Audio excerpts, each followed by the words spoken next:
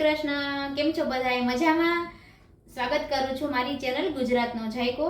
આજે આપણે સરસ મજાની ચટપટી રેસીપી લઈને આવ્યા છીએ, મજેદાર પાવભાજી. ચલો તમને એની રેસીપી બતાવી દઉં. આ છે દૂધી, આ કોબીજ, 2 રીંગણ, આ છે બટેટા, 2 કેપ્સિકમ, ફ્લાવર અને વટાણા. આ એટલું આપણે પહેલાં બોઇલ કરી લેશું. અને આજે છે લીલા કાંદા અને ટમેટા અને બીટ ને લસણ એ બધું આપણે વઘાર માટે, એ પછી બતાવું. પહેલાં આપણે આને બોઇલ કરી લઈએ. એની માટે આપણે કટ કરી લઈએ પહેલાં.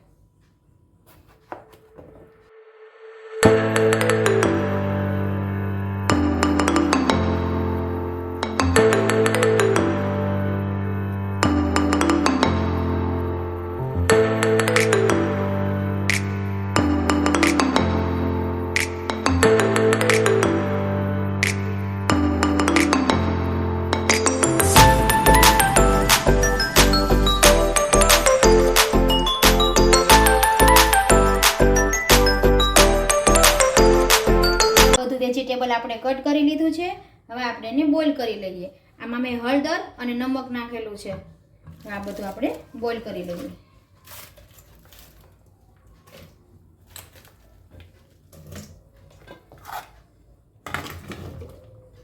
અને આ ફ્લાવર મેં કટ કરી અને ધોઈને સાફ કરીને રાખેલા છે.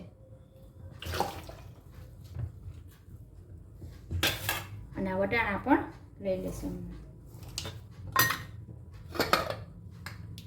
આપણે જે બોઇલ કરતા હોઈએ ત્યારે થોડો પાવભાજીનો મસાલો આમાં એડ કરી દેવાનો, એટલે ટેસ્ટ બહુ મસ્ત આવે છે. હવે આપણે એને બોઇલ કરી. આ વેજીટેબલ બફાઈ જાય ત્યાં સુધી આપણે આ કટ કરી લઈએ.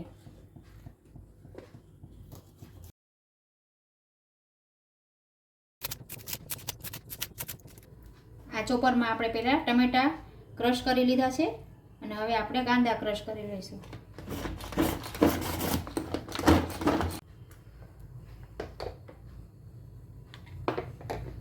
આપણે કાંદા આમ અલગ જ રાખશું. આમાં આપણે બીટ ખમણી લઈએ. ખમણીને નાખવાનું છે.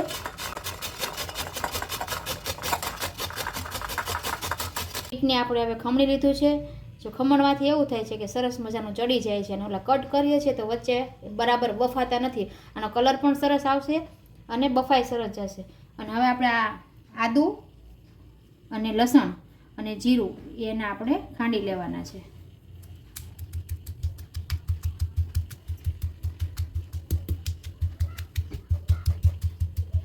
આપણે આને અધકચરા ખાંડી લીધા છે, આદું, મરચાં અને જીરું. હવે આપણે વઘાર કરી લઈએ. એમાં આપણે બટર એડ કરી દઈએ. બટર અને તેલ બે મિક્સ કરવાનું છે. આ બટર એડ કરી દઈએ. આ બટર અને ઓઇલ બે મિક્સ થઈ ગયું છે.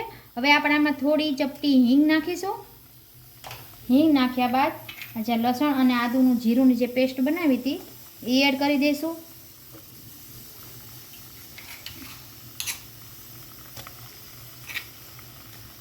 એ મિક્સ થઈ જાય થોડું આપણે એને મેલ્ટ કરી દઈએ. બરાબર મિક્સ કરી દેવાનું, જેથી કરીને લસણ અને આદું બે સરસ ચડી જાય.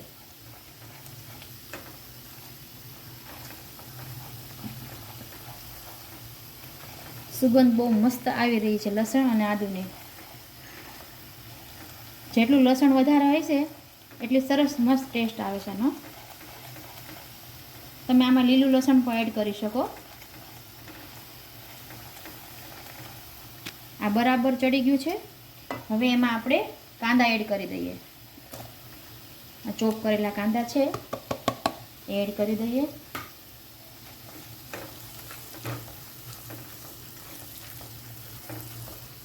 એને 5 મિનિટ આપણે ચડવા દઈએ.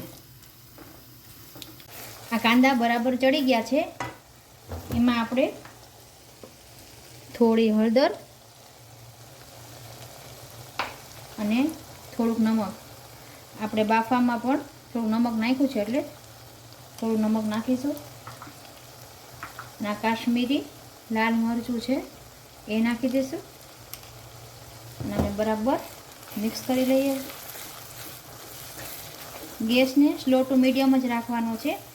એટલે બળી ન જાય અને સરસ રીતે ચડી જાય. હવે આ બરાબર મિક્સ થઈ ગયું છે. એમાં આપણે આ કસૂરી મેથી છે એ એડ કરી દઈએ.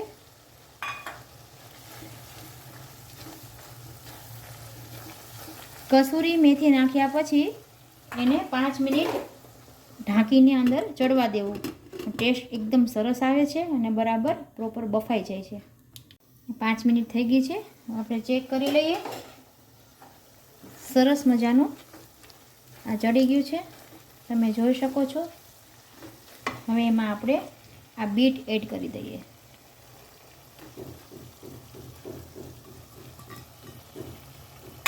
બીટ નાખ્યા પછી એને મિક્સ કરી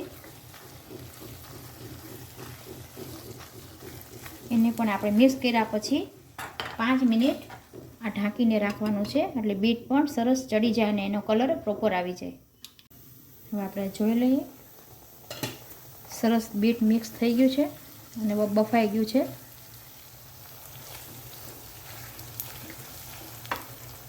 હવે એમાં આપણે ટમેટા એડ કરી દઈએ.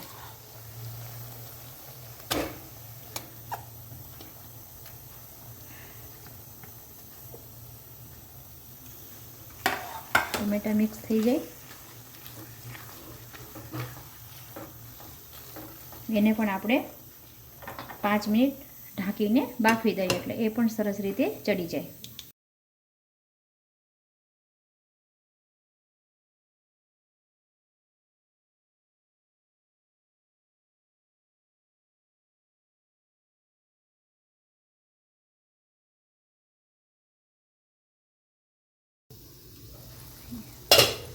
આપણે આ પાઉંભાજી મસાલો છે એ એડ કરી દઈએ, એટલે એ પણ સાથે ચડી જાય અને સુગંધ પણ મસ્ત આવે છે.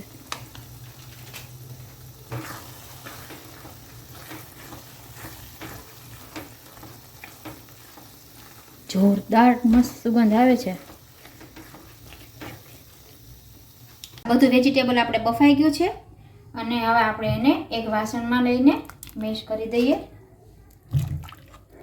તમે લોકો એમ કહેતા હશો કે આમાં બીટ અને ફ્લાવર ને એવું દૂધી ને રીંગણ ને એવું ન નાખવાનું હોય, પણ જો છોકરાઓ વેજીટેબલ ખાતા નથી એટલે જો હું આવી રીતે બનાવું છું એટલે જોરદાર લાગે છે અને ખબર પણ નથી પડતી કે આમાં શું એડ કરીએ. જો બહાર વેચાય છે બધી, એમાં ખાલી 3 જ વસ્તુનો ઉપયોગ કરવામાં આવે છે: બટેટા, કોબી અને કાંદા અને ટમેટા. અને આપણે આમાં બધું વેજીટેબલ એડ કરી દઈએ છીએ. એ પણ હું બનાવું છું 3 વસ્તુથી, પણ આ જોરદાર લાગે છે અને છોકરાઓ પણ આસાનીથી ખાઈ લે છે. હવે આપણે એને મેશ કરી દઈએ. સરસ બફાઈ ગયું છે એકદમ.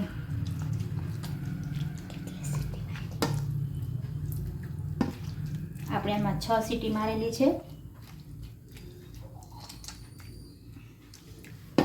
બહુ મેશ નથી કરવાનું, જેથી કરીને વટાણા પણ આખા રહે.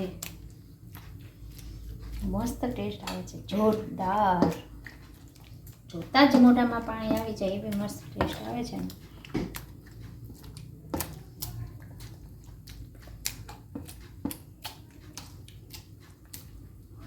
ઘણા છે ત્યાં ટમેટા અને કાંદા એની બેની ગ્રેવી કરીને વઘાર કરે છે, પણ જો તમે આ રીતે કરશો તો કટકા ભાજી લાગે છે ને બહુ મસ્ત લાગે છે ટેસ્ટ. એક તમે ટેસ્ટ કરજો. આ જેને મારી ભાજી ખાધેલી છે એ કમેન્ટમાં જરૂર કહેજો કેવી લાગે છે. ઘણીવાર મેં આ ભાજી બનાવેલી છે કોઈ ગેસ્ટ આવ્યા હોય ત્યારે.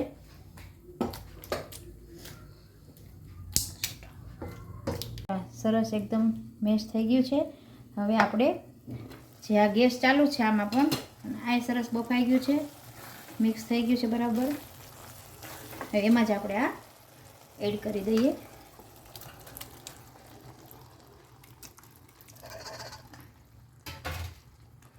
હવે આપણે આને મિક્સ કરી લઈએ.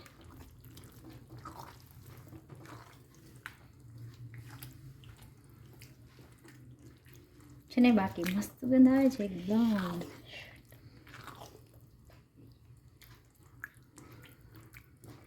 આમાં જ રાખવાનું.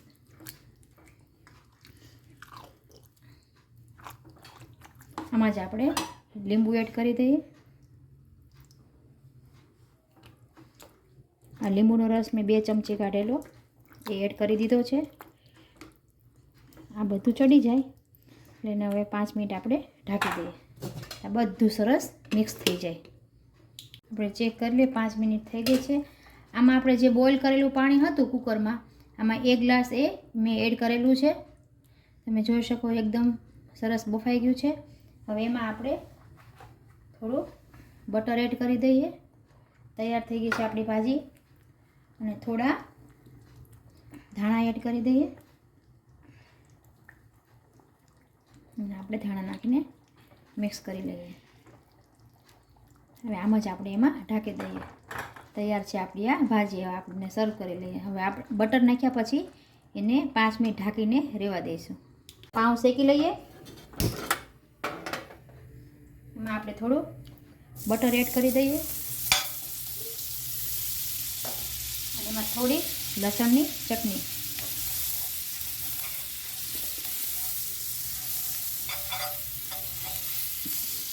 આ મિક્સ થઈ જાય બરાબર એટલે એમાં આપણે પાઉં શેકી લઈએ. એમાં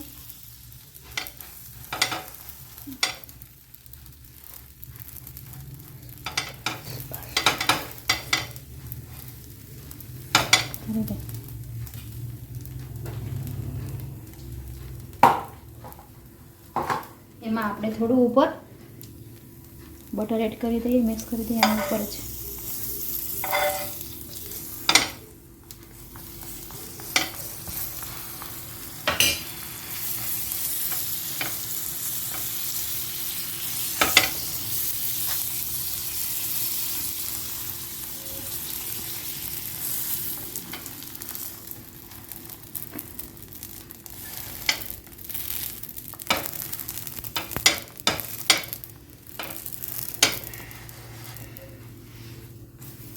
ક્રિસ્પી થાય ત્યાં સુધી એને શેકવાના છે. આની ઉપર પણ થોડું બટર એડ કરી દીધી.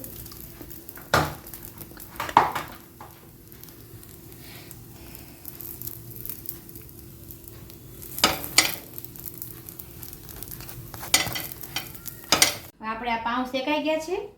આપણે એને સર્વ કરી લઈએ. આ ભાજી બની ગઈ છે રેડી આપણી.